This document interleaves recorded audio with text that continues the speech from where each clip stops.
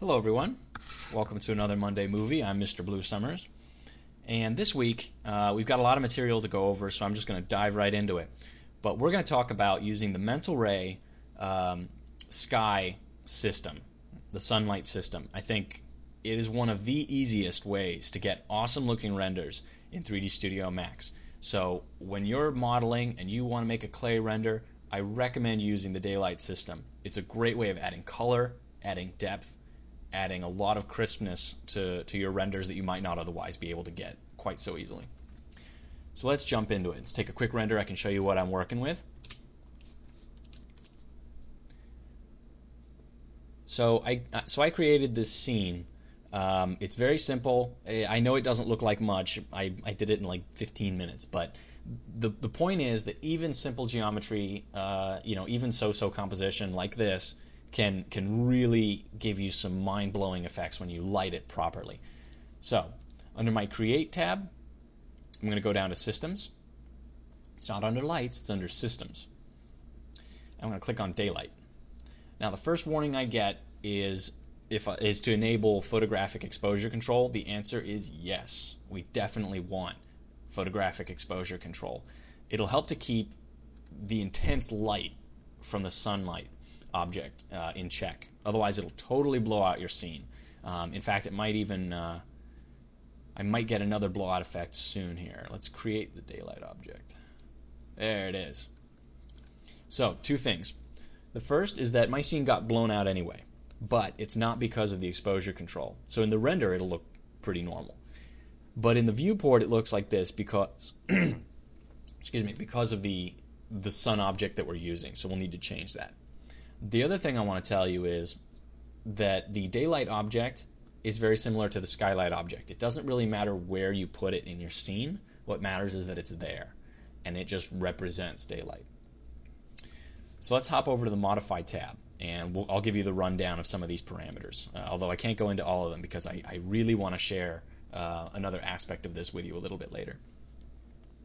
So, under the sunlight object, we have a few options.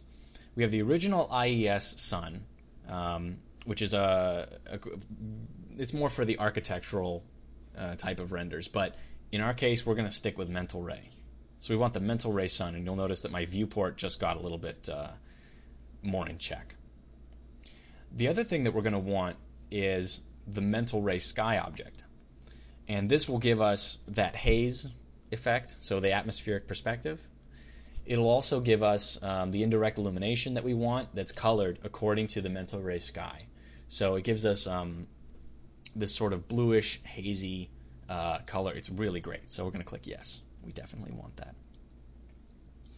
The next item on here is the positioning. So we can manually position our sky. So I can now use my gizmo and just pull it around. This not only determines the angle at which the light strikes your scene, but it also determines the color. So if I put it at a really glancing angle like this, I'm going to get sort of a reddish, orangish color.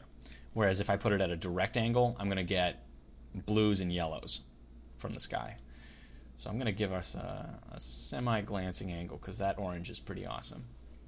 However, if you're doing an architectural visualization for like a client, you can use the day, time, and location. And under the Setup tab, right, or the Setup button, you can then determine where that is, at what time of the year. And you do this to sort of analyze, at what angle the light is going to come through certain windows. Is it going to hit the CEO right in the eyes every single day? And that's a quick way to get into a lot of trouble. So I'm just going to leave it on manual, though.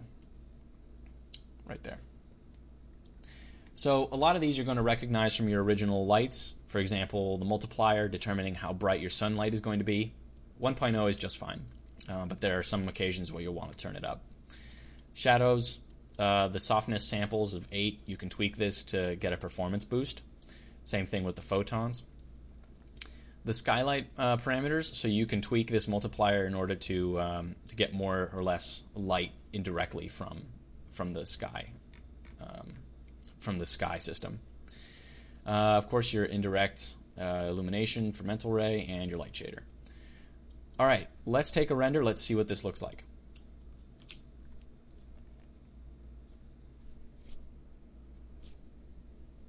Well, gosh, now, doesn't my scene just look so much more impressive now that I've lit it properly?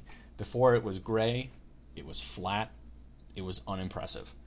This lighting setup is very simple to use. It's very simple to have in your scene, not just early on for like clay renders like this, but you could keep this lighting solution all the way through your project. It's very cool. There's one more aspect about it that I want to show you, and that is that this scene is semi-outdoors. It's, we've got some exposure to the sky, but not a ton, What if you're using it for an interior render, an interior architectural render? Well, recently in 3dsMax, they introduced a feature that lets you use this. So I'm going to reset my scene here, and I'm going to really quickly, I've only got a few minutes left, I'm going to throw together a room here that I can demo that on. So create our window. We want a little bit more space inside. Flip these polygons. I'm going to apply a two-sided material, and then I want a camera. So I know it seems like I'm going really fast, and you can always watch this again and get an idea of what I'm doing.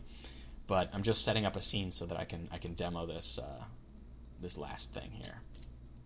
Oops, we want to be inside. All right, good. So now we're going to use the daylight system again. Click yes. Go. Manual positioning. I want it to come like right inside. And we need to switch ourselves over to the mental ray. There we go. Whoops. Uh-oh. I just minimized it. There we go. All right. Let's take a render. So you'll notice that it's really dark. What we can do in this case is two things. Number one, we can use the mental ray sky portal. And number two, we can increase the exposure, as we would normally do in a photograph. So let's do the first one first. Mental ray sky portal.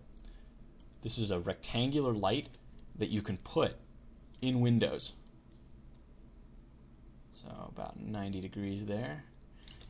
And when you've sized it and positioned it properly, it will tell mental ray, hey, there's a window here, so try to push light through it. So I'm just gonna make this thing the right size here. Takes a little bit of trial and error. And you just want to get it as close as possible. It doesn't really have to be perfect, but you'll want to get, close. Just right out on the edge of the window. Perfect. Let's take a look.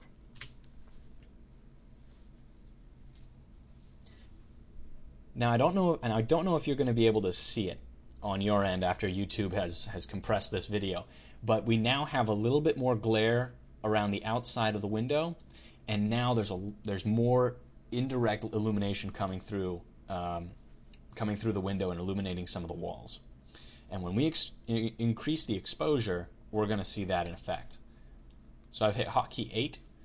I'm going to go down to my exposure control, and I'm going to decrease the exposure by 5 steps.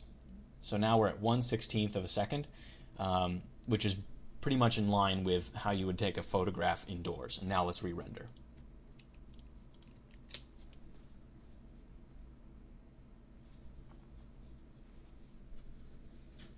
Now notice that number one, we're getting plenty of indirect illumination from the window in a way that's very realistic.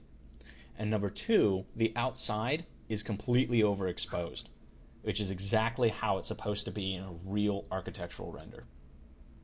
So I'm sorry I kind of went a little bit fast. You might have to rewatch the video, but I wanted to pack as much content in here as possible. Until next week, go ahead and play around with the daylight system and see what it can do for you. I think you're going to have a lot of fun with it. So I'll see you next Monday for another Monday movie. I'm Mr. Blue Summers. Take care.